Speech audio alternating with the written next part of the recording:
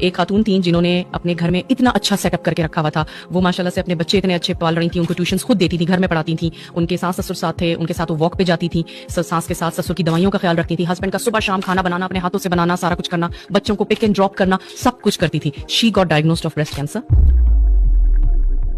और उनकी डेथ हो गई। उनकी डेथ के 40 डेज के अंदर अंदर उस घर में एक ड्राइवर था जो बच्चों को पिक एंड ड्रॉप करता था। एक अच्छी पढ़ी लिखी नैनी थी जो कि बच्चों का ख्याल करती थी, उनको पढ़ाती भी थी and she used to leave. बच्चों ने हर वो चीज के लिए जो कमी थी उसके लिए ऑनलाइन क्लासेस लेना शुरू कर दी।